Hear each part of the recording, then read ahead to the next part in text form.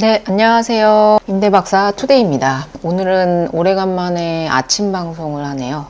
오늘이 7월 2일인데요. 6월 28일 스트레스 DSR 2차. 그러니까 1차는 이제 최대 1.5%의 가산금리에서 0.35%를 가산하는 1차 1금융권에 시행을 했었고, 7월 1일부터 스트레스 DSR 2차로 해서 이제 2금융권까지 도입을 하는 것으로 예정이 돼 있었는데, 돌연 일주일도 안 남은 상태에서 연기를 했습니다. 이게 사실 스트레스 DSR은 제가 예전에도 방송을 했지만 그 최대 가산금리가 1.5%고요. 뭐 이제 미국에서 올해 초만 해도 금리를 3번 내리네, 4번 내리네 말들이 많았기 때문에 갑작스럽게 금리가 많이 내려가게 되면 그만큼에 따라서 이제 받을 수 있는 대출의 금액이 올라가잖아요. 원금이 20만 원이고 이자가 30만 원이었다면 금리가 내려가면 원금이 30만 원이 되고 이자가 20만 원이 되면서 실질적으로 빌리는 돈이 늘어나는 거잖아요. 그래서 사실 금리가 인하될 걸 고려해서, 그것도 상당히 큰 폭으로 인하될 것을 고려해서 스트레스 DSR이라는 것을 정부에서 적용을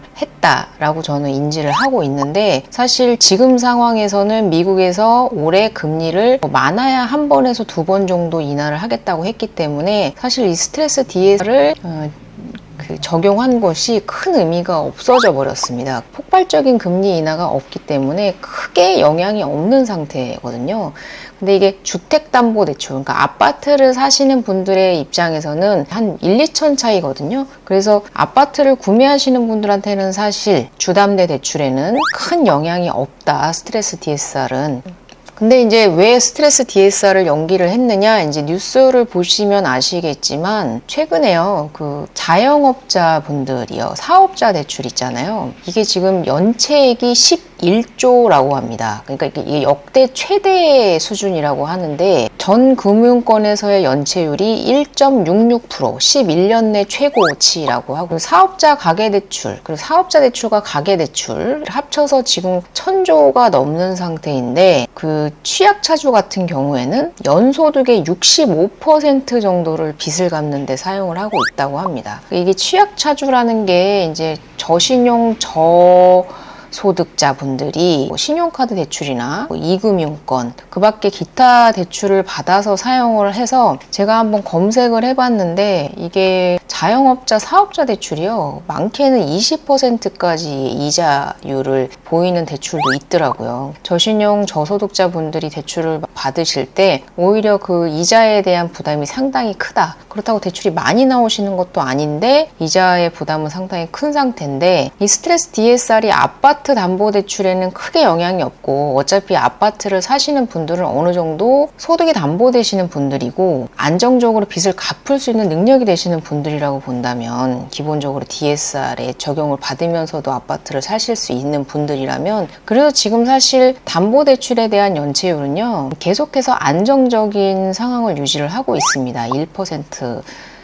이내로요. 근데 취약계층이라고 하면 자영업자분들이신데, 이 자영업자분들의 사업자 대출 연체액과 그리고 이 상환 비율이요, 상당히 심각한 상황이다. 2021년도 기준으로 화면을 보시면요, 2021년도 기준으로 사업자 대출 연체액이 한 2.6% 정도 됐는데 불과 4년 만에 10.8%까지 증가를 했습니다. 2024년 1분기까지요. 계속해서 상승을 하고 있는 상황이라, 그러니까 이게 스트레스 DSR 같은 경우에 이제 큰 금액을 빌리시는 분들한테는 1000만 원, 2000만 원이 작은 금액이실 수 있겠지만, 이렇게 신용대출이나 사업자 대출을 받으시는 분들한테는 1000만 원, 2000만 원이 상당히 큰 돈이지 않습니까? 그런 관점에서 봤을 때 요번에 갑작스럽게 스트레스 DSR을 연기를 한 이유도 이 사업자 대출 연체액에 대한 추이가 발표되고 나서 정부에서도 급하게 연기를 한 게 아닐까 싶고요. 사실 제가 지난번 방송에서도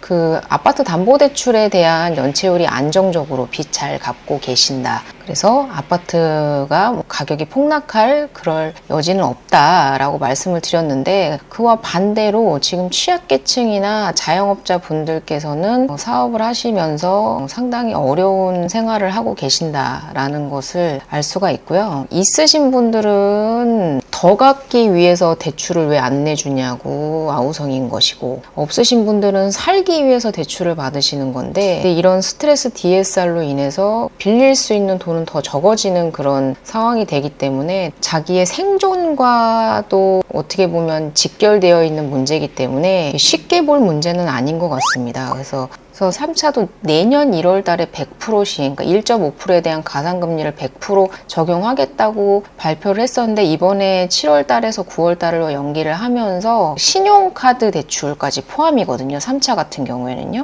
그래서 그 신용카드 대출에 대한 포함을 이제 내년 7월로 그것도 연기를 해놓은 상태입니다. 지금 상당히 저신용 저소득자에 대한 대출에 대한 부담이 정부도 심각하게 바라보고 있는 것 같다라는 생각이 들고요. 이번 스트레스 DSR 연기는 아파트 담보대출에 대한 그런 부분보다는 이런 사업자, 자영업자 분들에 대한 그런 빚 부담을 좀 완화시켜주기 위한 방안이 아니었을까라는 생각이 들고요. 지금 현재 가계대출 1인당 대출자의 평균 빚이요 9,389만 원 정도 된다고요. 그러니까 거의 1억에 가깝거든요. 그리고 원리금 상환의 연소득의 40%를 쓰고 있다고 하니까요. 그리고 취약계층 같은 경우에는 65%를 사용하고 있다고 하니까요. 거의 생활이 불가능하지 않을까라고 생각을 하는데, 지금 1인당 약 9,389만 원의 대출을 안고 있다. 전체 차주의 가계대출에. 그래서 빚이 상당히 큰 부담으로 작용하고 있지 않나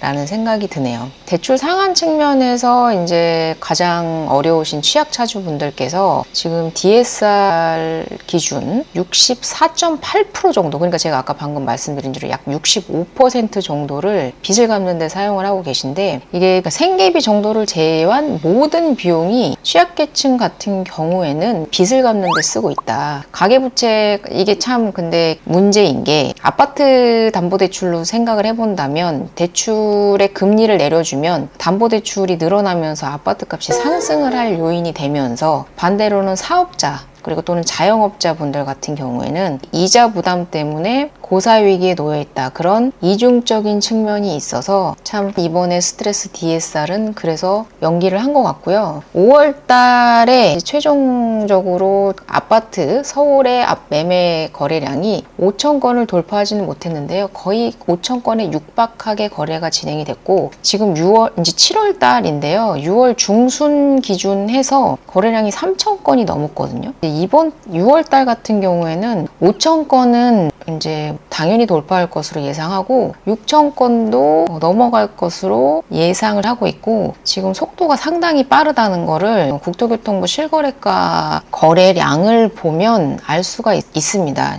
6월 중순경에 3천 건이 돌파를 했기 때문에 정말 빠른 속도로 지금 거래량이 집계가 되고 있다. 그래서 아파트 값은 오르고 있고 자영업자분들은 힘드시고, 참 이 대출에 대한 금리에 대한 부분을 어떻게 조율을 해야 될 것인지에 대한 되게 신중한 논의가 필요하지 않을까라는 생각이 듭니다. 어찌 보면 스트레스 DSR 같은 경우에는 어차피 아파트 주담대에 큰 영향을 주지 못할 것이라면 저신용 저소득자에 대한 부담을 줄이기 위해서라도 폐지돼야 되는 것이 아닌가 라는 생각이 들기는 합니다. 좋은 하루 되시고요. 다음 영상에서 또 찾아뵙도록 하겠습니다. 도움이 되셨다면 구독과 좋아요를 부탁드리겠습니다. 감사합니다.